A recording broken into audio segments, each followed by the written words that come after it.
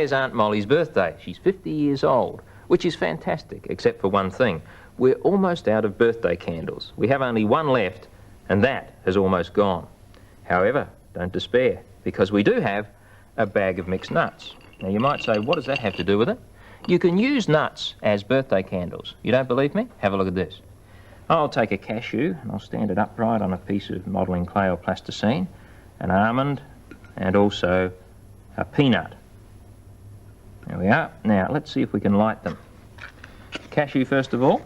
It'll take a little while to get going, but before long we should get a flame that stays there when I take the match away. Let's see. There it is. What about the almond? That's harder to get going,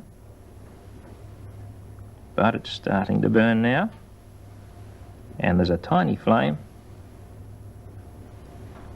which will stay there. Now what's burning is not the nut itself, but the oil from the nut. All nuts have some oil in it. What about the peanut? Let's see if we can get that alight. That also takes a while to get going, but now we have all three nuts burning. The almond is just about out. Now it's out. Peanut's gone out. Cashew is still going well. If you want to make birthday candles out of nuts, there's something else you should do with them before inserting them in the cake. Can you guess what it is? I'll blow that one out and then show you. What you need to do is to sharpen them, just as you'd sharpen a pencil. Take a sharp knife, such as a vegetable knife. Here's a Brazil nut this time. And carefully, keeping your fingers out of the way of the sharp point of the knife, just sharpen it as you'd sharpen a pencil. There we are. And you'll find that in this way the nut will burn much more efficiently and certainly for a longer time. The reason for that is that by making it thin, where the flame is, you're allowing more oxygen to get to the oil, and so it'll burn for a longer time. So there's a sharpened Brazil nut. That'll make a very good candle. Actually, I've prepared some candles for Aunt Molly already. Have a look at this. First of all, a Brazil nut. It started out its life looking like that, and now it's a sharpened one looking like that, so we'll insert that in the cake. Here's number two. This one started as a pecan. If you look at pecan nuts, you notice that they are very oily indeed, so I'd predict that that one will probably work fairly well. Then comes the almond, which has been sharpened to a point. We'll make that number three. Each of these represents 10 years for Aunt Molly, of course.